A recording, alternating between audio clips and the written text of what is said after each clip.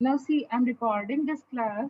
This will be uploaded and उसका जो link बनेगा ना वो मैं तुम लोग को फिर शेयर कर दूंगी। तो एक प्लेटफॉर्म है जहाँ पे जितनी भी ऑनलाइन क्लासेस होती हैं उसका रिकॉर्डेड वर्जन मैं शेयर करती हूँ। मतलब केमिस्ट्री में I do that ways. Okay, so in case अगर कभी तुम्हारा नेटवर्क में ग्लिच आ जाता है या फिर कई बार ये ऐसा भी हो जाता है कि 1 या 2 मिनट्स के लिए नेटवर्क चला जाता है या मेरा नेटवर्क क्लोज हो जाता है, तो मैंने जो बोला है वो स्किप हो जाता है, तो उसकी बेटर अंडरस्टैंडिंग के लिए या बाद में भी कभी रिविजन करने के लिए तुम उन पे जा सकते हो। It will be uploaded over there and I will share the link on WhatsApp group. Is it fine? Yes, ma'am. ठीक है, सो इन केस अगर कोई ग्लिच आता है तुम उसको देख सकते हो। फाइन। और जो ये अभी हम फाइल बनेंगे इसका भी पीडीएफ मैं शेयर कर दूंगी, जिसको तुम्हें अपनी नोटबुक में इनकेस अगर तुम स्किप कर जाते हो कॉपी करते टाइम, क्योंकि यहाँ बोर्ड तो है नहीं अभी, तो वो भी करते टाइम अगर स्किप हो जाता है तो वो भी तुम कर सकते हो। तुम में से कोई पहले वाले बैच का है क्या, मतलब 10th में था हमारे साथ में? नहीं? ओके, तो तुम्हें थोड़ा-सा नया है तो इसलिए मैंने तुमको पहले इंस्ट्रक्शंस दे दिया, हम लोग इस वे में जाएँगे। अब देखो क्लास 10th को अगर मैं एक स्केल बनाऊँ जहाँ 1 से 10 का स्कोर मुझे देना है, 10 being the easiest one and 1 being the easiest one and 10th being the difficulty score हम इंक्रीज़ करते जाएँ, तो अगर जो तुम्हारा क्लास 10th का सिलेबस था ना, वो मैं कहीं 4 स्कोर पे डालूँगी। और जो क्लास 11 सिर्फ अगर मैं बोर्ड की तैयारी की बात करूँ तो उसका difficulty level somewhere around I will put on 6।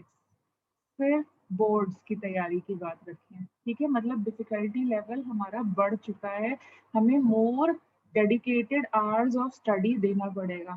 और जेई मेंस और एडवांस की बात करें तो वो कहीं 8 टू 9 के स्कोर में जाएंगे। तो तुम खुद से सोच सकते हो 4 से मुझे 8 पे कवर करना है सिर्फ जेई मेंस के लिए। मतलब what do you have to do, जो भी तुम्हारा स्टडी का तरीका था, जो भी तुम्हारे स्टडी आवर्स थे, जो भी तुम्हारा डेडिकेशन था, कंसंट्रेशन था, वो सब हमें क्या करना पड़ेगा? क्या करना पड़ेगा बेटा? डबल। डबल। ठीक है? ये तुम्हें डराने के लिए नहीं है, ये रियलिटी है। ये रियलिटी है, हमें उतना सब कुछ डबल करना पड़ेगा तब हम जा कर के इसको फेस कर पाएँगे। अदरवाइज़ तुम्हारे लिए सबसे बेस्ट एग्ज़ाम्पल है अपने क्लास 11th के, जिन्होंने अभी-अभी क्लास 11th से 12th में जिसका एग्ज़ाम दिया है ना, मूविंग स्टूडेंट्स हैं, उनसे जाकर के बात करो। दे विल वो खुद से तुम्हें बता देंगे कि हाँ, डिफ़िकल्टी लेवल बढ़ गया था या फिर मुझे ज़्यादा मेहनत करनी चाहिए थी, मेरे को समझ ही नहीं आया कि पढ़ना कैसे, ये सब चीज़ें वो तुम्हें खुद ही क्लैरिफ़ाई कर देंगे। तो ये डराना नहीं है, ये रियलिटी या तुम्हारे को बोल सकते हो तुम्हारे को रियल इंटरफेस दिखाने वाली बातें हैं। तुम जो सोचते थे ना कि मैं रात भर में बैठ कर के पढ़ लूँगा, वो अब नहीं हो पाएगा। ओके? क्योंकि तुम्हारे पहले के जो चैप्टर्स थे ना क्लास 10th के, उनको देखा जाए तो उसमें कहानियाँ भरी होती थी। जो कंटेंट होता था वो बहुत कम होता था। अब ये कंटेंट डबल नहीं 4 टू 5 टाइम्स हो चुका होगा and that means really you have to really work hard. So just keep your mind from right first class, तुम अपने 11th मूविंग टू 12th भैया, दीदी, फ्रेंड से डिस्कस करो और तुम्हें वो सही बोलेंगे कि देखो अभी से अच्छे से तैयारी कर लो, अभी से अच्छे से पढ़ लो। मतलब ये मत सोचो कि तुमने 10th का ब्रेक ले लिया है, मतलब you are not taking this break, you can not afford to take this break, वरना मतलब कोई और बच्चा तुमसे आगे भाग जाएगा। ठीक है? सो ये मत सोचो कि ये एक ब्रेक है। Fine, it's not a break thing, तुम्हें मेहनत करनी है। ओके, सो अब इसको मेहनत कैसे करनी है देखो वो भी बता देते हैं, कैसे पढ़ना है बेसिकली। तो पढ़ने के लिए हमें क्या करना है, जो भी मैं क्लास में कराऊंगी, जस्ट गिव मी 1 मिनट, पढ़ना है वो भी मैं तुम्हें बताती हूँ before it gets too late. जो भी हम लोग पहले ना, तुम्हारे स्कूल, तुम लोग 11th में इसी स्कूल में रहोगे तो तुम्हारी बुक चलेगी एनसीईआरटी। तो फर्स्ट स्टेप में जो भी पढ़ोगे उसको एनसीईआरटी बुक से आपको एक रीडिंग लेनी है। ठीक है? सिंपल रीडिंग लेनी है। ओके, मतलब नहीं समझ में आ रहा है, कुछ भी नहीं सोचना है, जस्ट एक रीडिंग लेते हैं ना, जैसे न्यूज़पेपर रीडिंग कहते हैं उसको। मतलब बस पढ़ते जा रहे हैं, पढ़ते जा रहे हैं, पढ़ते जा रहे हैं, जैसे स्टोरी बुक पढ़ते हो, ठीक है? आ रहा है, नहीं आ रहा है, कुछ प्रॉब्लम नहीं है, रीडिंग ले ली, ठीक है? फर्स्ट रीडिंग ऐसी सिंपल लेनी है, फर्स्ट रीडिंग ऐसी सिंपल लेनी है, कुछ भी सोचना नहीं है, बस फर्स्ट पेज पे स्टार्ट करना है, फर्स्ट लाइन से लास्ट लाइन तक जाना है। फिर सेकंड रीडिंग लेनी है एक बारी और, ये स्टेप 1 है, ओके? अब सेकंड रीडिंग में क्या लोगे? You will sit with a pencil, और पेंसिल में रीड करते टाइम जो भी ब्लाइंडली दिमाग में आ रहा है ना, व्हाई, हाउ, व्हेन, क्यों हो रहा है, क्या है, वो सब मार्क कर दोगे। फाइन? ये तुम्हारा फर्स्ट स्टेप हो गया, जो तुम्हारी स्कूल बुक से ही हो जाएगा। Can you do this much? Then second Yes, ma'am. Step में क्या करना है? जो भी हम लोग क्लास में पढ़ेंगे ना, हम अपने क्लास नोट्स को रिवाइज करेंगे। सेकंड स्टेप में हमारा जो क्लास का नोट्स होगा उसका पीडीएफ या समथिंग हम शेयर करेंगे, या तुम जब ऑफलाइन आओगे तो क्लास में जो लिखोगे उसको हम लोग रिवाइज करेंगे, ओके? इसको रिवाइज करने के बाद हो सकता है हमारे ये जो क्वेश्चंस थे वो कुछ आंसर हो जाए। अगर नहीं आंसर होते हैं तो you are going to ask if answered, क्योंकि क्लास नोट्स में वो चीज़ें डिस्कस हो जाएंगी तो हो सकता है तुम्हें समझ में आ जाए। बट अगर नहीं कुछ भी समझ में आता तो कोई शर्म वाली बात नहीं है, you are going to ask. Fine? अब क्लास नोट्स के बाद में जब भी क्लास एंड होगी तो तुम्हें मिलेगी एक असाइनमेंट, या फिर कुछ ना कुछ क्वेश्चंस दिए जाएंगे क्लास में करने के लिए। तो अब क्या करना है? असाइनमेंट को सॉल्व करना है, ये सॉल्व करना है, ठीक है? अब सॉल्व करने के बाद अगर तुम्हारे पास टाइम बचता है, मतलब ये कर लिया, ये कर लिया, ये तीनों स्टेप्स तो मैंडेटरी है, ये तो करना ही करना है। अब उसके बाद आता है ऑप्शनल स्टेप्स, ठीक है? ये तो करने ही करने हैं ऑप्शनल स्टेप्स। ऑप्शनल स्टेप्स में मैं बताती हूँ क्या करना है। अब इसको करने के बाद में तुम्हारा स्कूल तुम्हें एक रेफर करेगा एक एनसीईआरटी के अलावा एक और बुक खरीदने का, जैसे कोई नूतन की, प्रदीप की, कोई भी बुक जो होगी वो रेफर करेगा, या फिर नहीं रेफर मतलब अपने टीचर से पूछ लोगे तुम लोग और फिर रेफर करेंगे। वहां पर एक स्कूल रेफरेंस बुक में क्या होगा, या फिर तुम जो लोगे उसमें ऐसी बुक लेना जिसमें क्वेश्चन, जैसे तुमने 10th के लिए बुक्स ली होंगी ना जिसमें क्वेश्चंस लिखे होते हैं और आंसर्स भी लिखे होते हैं, होती है ना कुछ ऐसी बुक्स जिसमें फ्रीक्वेंटली आस्क्ड क्वेश्चंस, और 5 मार्क में ये पूछा गया था, 2 मार्क्स में ये पूछा गया था, इस टाइप की कोई बुक्स आती है ना मार्केट में, Yes, टुगेदर ma'am. विद ऐसे कर करके। Yes, ma'am. Yes, तुम sir. एक वो अपने साथ रखोगे और उस चैप्टर से रिलेटेड जो क्वेश्चंस हैं वो देखोगे कि कौन किस टाइप की डेफिनेशन 1 मार्क में आती है, मुझे कैसे लिखना है, इस टाइप की चीजें उसमें से जस्ट एक बारी रीड आउट कर दोगे और उन पे ज़्यादा फोकस करोगे। जो क्वेश्चंस बहुत ज़्यादा उनमें ईयर्स लिखा होता है तो फ्रीक्वेंटली आस्क्ड क्वेश्चंस को देखना कि उसकी कैसे हमें उस आंसर को रिप्रेजेंट करना है, ठीक है? अब ये 4 स्टेप्स तो तुम्हारे मैंडेटरी है, ये तो तुम्हें हमेशा करने हैं अलोंग विथ मी।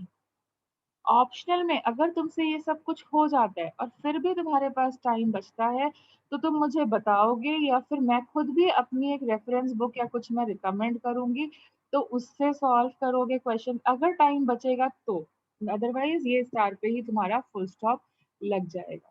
और अगर फिर भी बचता है टाइम तो फिर हम क्या करेंगे, जो पास्ट ईयर आईआईटी के आए हुए क्वेश्चंस हैं, ठीक है, उनको सॉल्व कर लेंगे। तो ये 5-6 स्टेप्स हमें मैंडेटरीली सॉल्व करने ही करने हैं। Did you get it?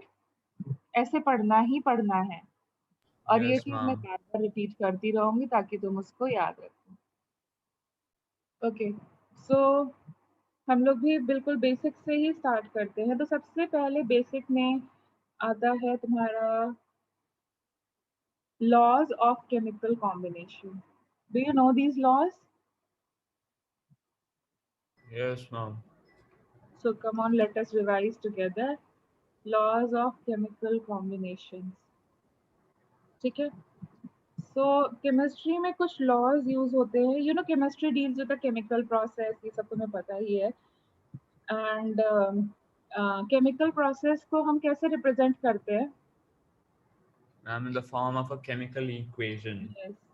Chemistry, there are two types of processes, physical process and a chemical process. Physical process को हम किस में स्टडी करते हैं? फिजिक्स में स्टडी कर रहे हैं, मतलब वो रिवर्सिबल होते हैं ज़्यादातर। बॉल गिर गई, हम वापस उठा के रख सकते हैं। जो केमिकल प्रोसेसेस होते हैं उनकी स्टडी हम किस में करते हैं? केमिस्ट्री And the में, chemistry. ठीक है।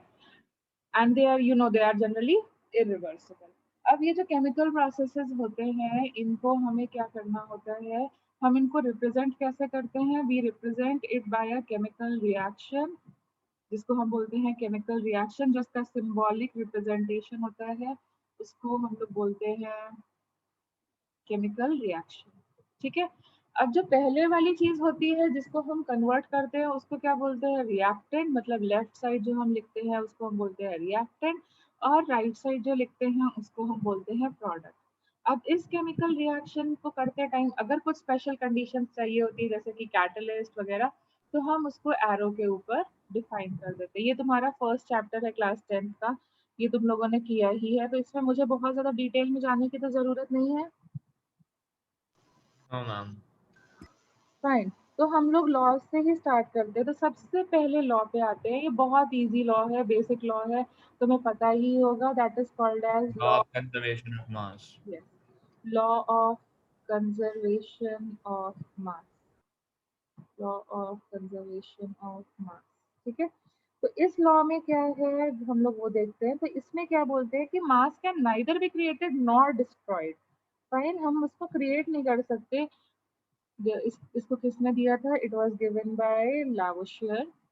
And Lavoisier. Yes, so mass can neither be created nor destroyed. मतलब अगर कैल्शियम चाहिए तुमको तो तुम खुद से नहीं बना सकते हो, उसको तुम्हें मार्केट से ही लाना पड़ेगा, है ना, किसी प्रोसेस से बनाना पड़ेगा। मास can neither be created nor destroyed.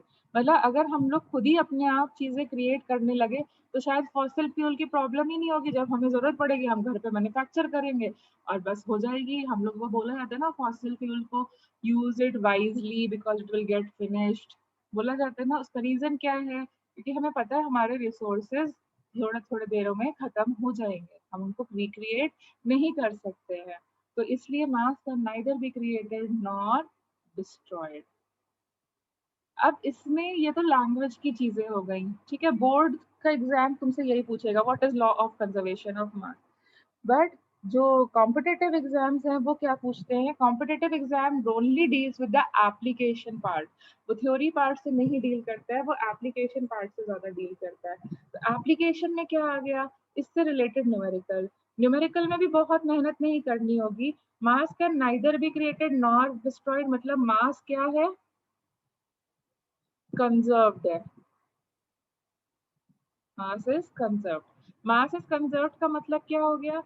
जो भी तुमने प्रोसेस किया है, जैसे बॉल नीचे गिर के आ गई तो क्या नीचे और ऊपर में उसका वेट चेंज हो जाएगा क्या? बॉल नीचे आ गई या हमारी कार इधर से उधर चली गई तो क्या उतनी देर में उसका वेट चेंज हो जाएगा? No, Well, ma'am. The mass won't change. Yes, mass is constant. So it is final mass. Initial mass is equal to final mass. अब केमिस्ट्री में अगर हम बात करें तो इनिशियल चीज क्या होती है? What is the initial condition called as? Reactant, isn't it? Total mass of reactants should तो be हमें equal to क्या the काम total mass आएगा? of products. Yes, total mass of reactant will be equal to the total mass of product. बस इतनी सी चीज हमें लगानी है। लाइक फॉर एग्जाम्पल हमने क्या किया, ये रिएक्शन तो तुम्हें पता ही होगी। कैल्शियम कार्बोनेट लिया और ये किस फॉर्म में एग्जिस्ट करता है? Like which state of matter? Solid. Solid में। अब इसको हीट करते हो, ये बहुत कॉमनली आस्क्ड रिएक्शन होती है, फिर क्या प्रोड्यूस होता है? Quick Calcium lime oxide and plus CO2. and carbon dioxide. And CO2 कैसी होती है? Gaseous. गैशियस। नाउ सपोजिंग मैंने 20 ग्राम्स ऑफ कैल्शियम कार्बोनेट को एक वेसल में लिया और ये वेसल ना ओपन वेसल था, मतलब ये ऐसे क्रूसिबल थी, ऐसे ओपन सा डिश था, और यहाँ पर हमने बर्नर में लिया और यहाँ पर हमने ले लिया 20 ग्राम्स ऑफ कैल्शियम कार्बोनेट। ये था मेरा इनिशियल कंडीशन, ठीक है। तो इनिशियली तो ये सब बनेगा नहीं क्योंकि बस कैल्शियम कार्बोनेट ही होगा। फिर जब फाइनली जब मैंने देखा तो क्या बचा? मेरे पास जो मतलब क्या हुआ जब ये इनिशियल था, मैंने कैल्शियम कार्बोनेट ले रखा था, जब मैंने फाइनल देखा तो क्या हुआ, 20 ग्राम से जो वेट था ना, सिर्फ 11.2 ग्राम रेसिड्यू बचा रह गया। तो मेरे को लगा कि भाई लॉस क्या यहाँ से, मतलब 20 से शुरू किया था और 11.2 ग्राम बचा रह गया। Do you Ma'am, think? because CO2 has escaped. Because CO2 is gaseous, it is Yes, transferred on it is to the escaped. surroundings. CO2 has escaped.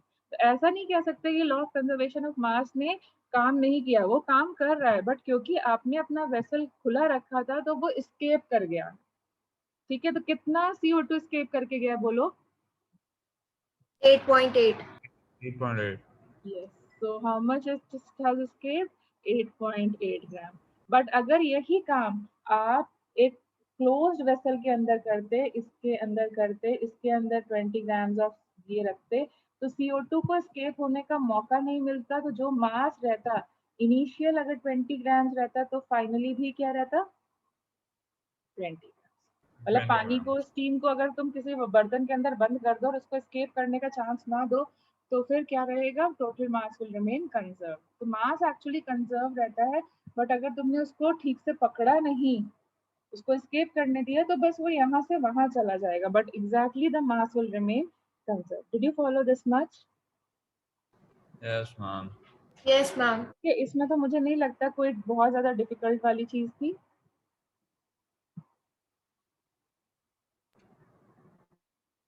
ठीक है, so then we move to the next law, shall we? Law of definite And proportion. law of constant proportions. Yes, law of definite or constant proportion, or constant proportion.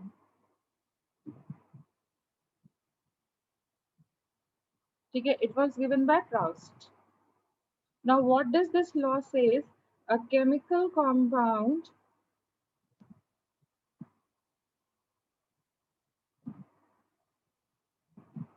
always contains the same element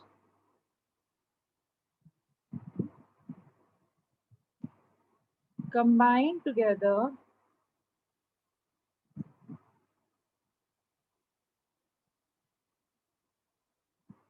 in fixed proportion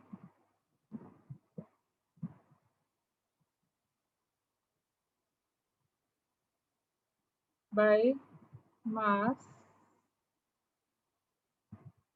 ठीक है, मतलब irrespective of the source. जैसे for example upon water को ले लें, तो water में क्या होता है, क्या क्या प्रेजेंट होता है वाटर के अंदर? Supposing I take the example of water, water के अंदर क्या क्या प्रेजेंट होता है? What does And this? hydrogen and oxygen. This is, या see we will define certain things so that हमारी अंडरस्टैंडिंग सेम रहे। केमिस्ट्री के जो अल्फाबेट्स होते हैं उनको हम लोग क्या बोलते हैं? We call them as elements. जैसे तुम्हारे अल्फाबेट्स होते हैं ना इंग्लिश में, तो केमिस्ट्री में भी जो अल्फाबेट्स होते हैं उनको बोलते हैं हम लोग elements. Now what does element stand for? कि इसके जो पार्टिकल्स हैं वो कैसे होंगे? सेम टाइप के होंगे, डिफरेंट टाइप के होंगे? Same type. Same Same type. type. ठीक है, बट उसमें थोड़ा सा एक्सेप्शन ये आ सकता है कि नंबर ऑफ न्यूट्रॉन्स वैरी कर सकते हैं। सेम टाइप का मतलब क्या? सेम केमिकल प्रॉपर्टीज और फिजिकल प्रॉपर्टीज लगभग देंगे, बट उसमें नंबर ऑफ न्यूट्रॉन्स वैरी कर सकते हैं, और उसको हम क्या बोलते हैं? जब नंबर ऑफ न्यूट्रॉन्स वैरी करते हैं तो क्या बोलते हैं? आइसोटोप्स बोलते हैं। Anisotopes. हाँ, बट एटॉमिक नंबर चेंज नहीं होगा। अगर एटॉमिक नंबर चेंज हो गया तो वो एलिमेंट क्या दूसरा बन जाएगा। ये तुमने And पढ़ा, it's a different element. तुमने पीरियोडिक टेबल में देखा ही है ना, कि अगर एटॉमिक नंबर बदल गया तो एलिमेंट दूसरा हो जाएगा, बट अगर एटॉमिक मास बदल गया तो एलिमेंट सेम रहेगा, अगर एटॉमिक नंबर सेम है। Exception being the isotopes, otherwise वो पार्टिकल्स होते हैं वो सेम टाइप के होते हैं, उनका रेडियस रेडियस सब कुछ लगभग जो भी प्रॉपर्टीज की हम बात कर रहे हैं वो सेम रहते हैं। अब ये जो अल्फाबेट्स होते हैं, दे कंबाइन दीज एलिमेंट्स या एटम्स कह लो, they combine in a fixed ratio, they combine in a fixed ratio in a fixed ratio, और ये जरूरी नहीं है कि सेम टाइप से कंबाइन करें, सेम एलिमेंट से करें, या फिर डिफरेंट टाइप से, दोनों तरीके से कर सकते हैं। सेम टाइप से या डिफरेंट टाइप से, दोनों तरीके से कंबाइन हो सकते हैं टू फॉर्म, क्या बना लेते हैं ये elements, to form what, to form a molecule.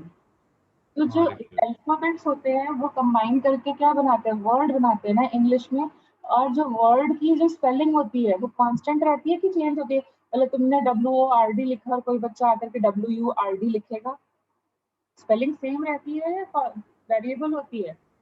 And remains the Same. same. होती है ना। मतलब अगर हम US UK सिस्टम को ना कंपेयर करें, एक ही सिस्टम में चले, तो कलर की स्पेलिंग सेम ही रहेगी। हम लोग ने अगर कुछ और यूज कर लिया तो वो गलत हो जाती है कि नहीं हो जाती है? तो उसी तरीके से मॉलिक्यूल्स का जो हमारा फॉर्मूला होता है या कॉम्बिनेशन का जो रेशियो रहता है वो कांस्टेंट रहता है, इररिस्पेक्टिव ऑफ हम वो मॉलिक्यूल कहाँ से लेके आए हैं। तो हमारा मॉलिक्यूल का भी जो फॉर्मूला रहता है या फिर जो रेशियो रहता है वो भी कांस्टेंट है। तो जैसे फॉर एग्जांपल मैंने लिखा sodium, so this is representing what, an atom. But अगर मैंने इसी को क्लोरीन के साथ कंबाइन कर दिया तो ये क्या बन गया? Compound. Molecule. It is converted to a molecule, or you can say initially जब वो बेचारा अकेला था तो we'll call it as a element, और जब ये combine कर गया तो हम इसे क्या बोलेंगे? compound। ठीक है, मैंने सिंपल लिखा ऑक्सीजन, तो ये क्या है? It is representing the atomic state. लेकिन अगर हम इसको ऐसे कर दे, दो फ्रेंड्स आपस में मिल जाए या तीन फ्रेंड्स Molecule. आपस में मिल जाए, तो this is what, this is representing N oxygen molecule, and this is also representing this is representing ozone Ozone. molecule। Ozone molecule. ठीक है, ये नंबर्स नीचे क्या रिप्रेजेंट करते हैं? The numbers which are written below, these numbers written below represents what? Number of Number of atoms. Number of atoms. present in that particular compound or molecule। जैसे यहाँ 2 लिखा है, 2 का मतलब क्या हो गया? यहाँ ऑक्सीजन मॉलिक्यूल के अंदर कितने एटम्स हैं? 2 atoms. जैसे ओजोन मॉलिक्यूल के अंदर there are 3 atoms of oxygen. ठीक है, एंड अगर मैंने कोई नंबर नहीं लिखा है, जैसे NaCl मैंने लिखा था तो उसके अंदर कोई नंबर नहीं लिखा है, तो what is that representing? One Just atom. one atom. अगर नहीं लिखा तो इसका मतलब है बाय डिफॉल्ट वो 1 है। So this contains what, 1 atom of sodium and 1 atom of chlorine. Did you follow this much? I think ये सब। Yes, ma'am.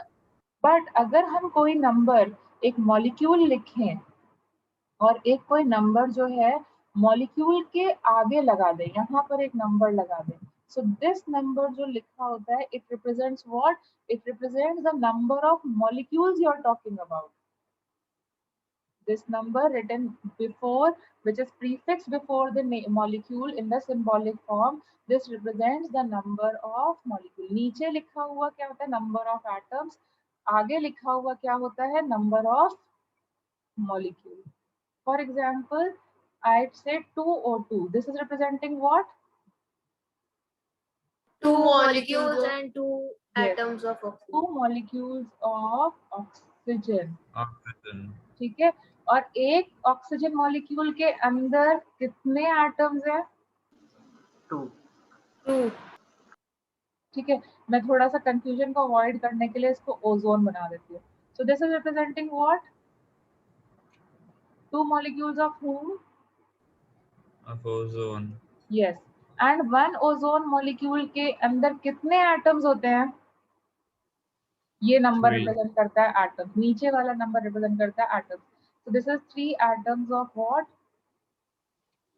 ऑक्सीजन। ठीक है, तो अगर मैं बोलूं टोटल कितने एटम्स दिए हुए हैं, मैंने तो 2 मॉलिक्यूल्स की बात करी तो यूनिटरी मेथड लगाओ। तो टेल मी टोटल एटम्स कितने बोल रहे हैं हम इस टाइम पे? 6. यस, तो ऊपर नीचे का जो नंबर होता है ये आपस में मल्टीप्लाई होता है।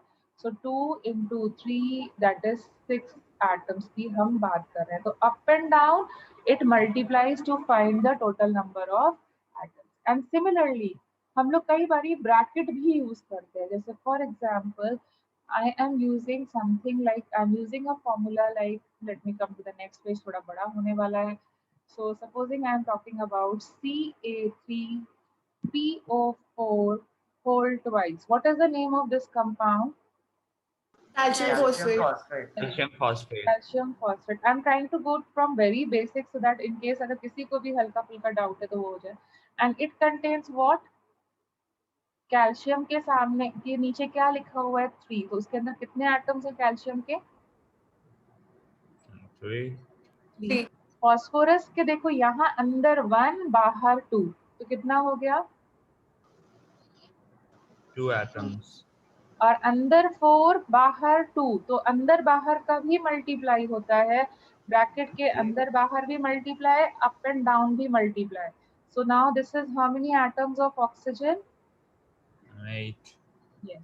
एंड यहाँ कोई नंबर नहीं लिखा है, सो दैट मीन्स ये सब डेटा किसके लिए है? This is for 1 molecule this is of only calcium one. phosphate. Yes. But supposing I write something like, एक दूसरा नंबर ले लेती हूँ, 5 times of this, this, this and this. So what is this representing now? What is 5 molecules of calcium phosphate. so now 5 molecules के अंदर अब बोलो calcium कितना होगा? 15. 15. कितना होगा? ऊपर नीचे का मल्टीप्लाई, ऊपर नीचे का multiply. That means it will contain 15 atoms of calcium. Then phosphorus के लिए क्या करोगे? ऊपर नीचे का मल्टीप्लाई और ब्रैकेट के अंदर बाहर का मल्टीप्लाई. तो क्या हो जाएगा? 10. 10. 10 into 2 सब मल्टीप्लाई करना है. ठीक है, यहाँ ब्रैकेट नहीं था तो इसलिए नहीं जरूरत पड़ी, बट यहाँ ब्रैकेट है तो ऊपर नीचे मल्टीप्लाई एंड ब्रैकेट का अंदर बाहर multiply. So this will become 10 atoms of phosphorus. And then bracket के अंदर बाहर मल्टीप्लाई. इतने तो पहले 1 थे बट ऊपर से 5 और आ गए, तो कितना हो गया? 8 5 जा 40 atoms of oxygen. ठीक है, जैसे हमारी स्पेलिंग कांस्टेंट रहती है तो वैसे ही कैल्शियम फॉस्फेट का फॉर्मूला भी क्या रहेगा? Constant Constant. रहेगा, कभी Constant. चेंज नहीं हो पाएगा. ठीक है, नहीं चेंज हो जाएगा. इसका मतलब है इसका जो मास है by which it is combining, it will also remain same, क्योंकि कैल्शियम का मास तो जो भी होता है वो सेम ही रहेगा, फास्फोरस का मास भी सेम रहेगा और ऑक्सीजन का मास भी सेम रहेगा. So the ratio in which they are combining will it remain same? Yes, will ma'am. it remain same irrespective of the source. Like for example हम वाटर ले लें, वाटर का फॉर्मूला क्या होता है? H2O. H2O. H2O होता है. अब वाटर हम लोग बहुत तरीके से ले सकते हैं. हम टैप वाटर ले आए, हम किसी ओशियन से वाटर इकट्ठा करके ले आए, हमने गैंजेस से वाटर ले लिया, मतलब कोई भी सोर्स से ले लिया, पॉन्ड से वाटर ले लिया. हर वे में हमने लैब में मैन्युफैक्चर कर लिया हाइड्रोजन और ऑक्सीजन का इलेक्ट्रॉन, मतलब उसे इलेक्ट्रिक स्पार्क पास कर करके. तो हर एक केस में फॉर्मूला तो क्या रहने वाला है? वाटर को हम हमेशा कैसे लिखते हैं? Irrespective of the source from which you are getting it. What is the formula of water? H2O. Yes, air में present है CO2 के. How do you represent CO2? Carbon dioxide को कैसे लिखते हो? Sorry, my mistake. How do you represent carbon dioxide? CO2. CO2. CO2. CO2. चाहे तुम air से लेके आओ, चाहे तुम अभी मैंने तुम्हें बोला कैल्शियम कार्बोनेट को हीट करके बना लो, कैसे भी बनाओ, हर टाइम रिप्रेजेंट तो तुम कैसे करोगे? CO2 ही बोलोगे ना उसे. Yes, ma'am. Okay, and CO2 means what? How many atoms of calcium carbon are there? 1 Yeah, and 2 atoms of oxygen. that is कि उनका मास भी कांस्टेंट होगा, मतलब 12 ग्राम्स कार्बन होगा और ऑक्सीजन कितना हो जाएगा? ऑक्सीजन का एटॉमिक मास होता है 32 grams. and 32. yes, so it will become 2 into 16 grams of oxygen. Now for a very basic thing, मैं तुम्हें ये भी बताती हूँ किसी भी एलिमेंट को हम लोग रिप्रेजेंट कैसे करते हैं, हालांकि तुम्हें पता होगा बट एक क्योंकि सब लोग अलग अलग सोर्सेज से पढ़ के आ रहे होंगे, तो just to create uniformity among us, so we'll just do this. तो जस्ट अ क्विक रिविजन के लिए, फाइन। सो ये हो गया एलिमेंट का हम लोग रिप्रेजेंटेशन कैसे करते हैं। तो जैसे एलिमेंट का हम लोग ऐसे, उसका जो सिंबल होता है हम लोग यहाँ लिख देते हैं, फिर यहाँ पर एक नंबर लिखते हैं, यहाँ पर एक नंबर होता है। तो यहाँ पर ई क्या रिप्रेजेंट कर रहा है, symbol of The the symbol element. of the element. Yes, symbol of the element. Okay, जो एक्स है वो क्या रिप्रेजेंट करता है, Atomic number. Atomic yes. And Y क्या रिप्रेजेंट करता है, Mass mass number. number. Atomic mass. Yes, atomic mass, या फिर उसको तुम बोल Mass सकते हो number. मास। ऐसे हम लोग रिप्रेजेंट, ठीक है। सो ये था हमारा लॉ ऑफ कांस्टेंट प्रोपोर्शन, मतलब irrespective of the source you are going to take, जो हमारा फॉर्मूला रहेगा वो सेम रहेगा। फॉर्मूला अगर सेम रहेगा तो नंबर ऑफ एटम सेम रहेंगे, और नंबर ऑफ एटम सेम रहेंगे तो ऑब्वियसली क्योंकि उनका एटॉमिक मास कांस्टेंट होता है, तो the mass in which they are going to combine it will also be the same. Can you follow this much? Yes, ma'am. Yes, ma'am. होगा ये सब चीजें, है ना, ठीक है। अब हम आते हैं नए लॉ के ऊपर, that is third law, law of multiple proportion. Law of multiple proportion. Now this law was given by Dalton, और ये सब डाल्टन John से Dalton. चल रही है, ठीक है, डाल्टन ने दिया था। So what is that? What does this law basically tell us? It tells us that if two elements combine to form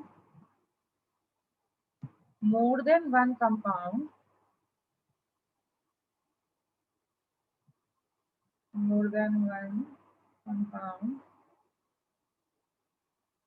then the different masses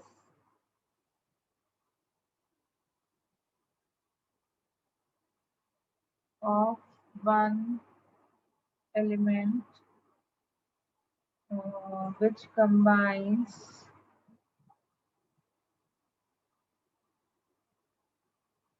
with a fixed mass of the other element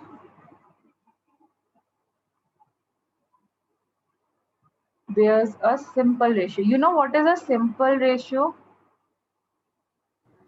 With I small whole suppose numbers. the most simplest form in which two numbers are expressed. Yes. What do you mean by Right. a simple ratio? Simple ratio का simple सा meaning ये है, simple ratio कि जो हमारा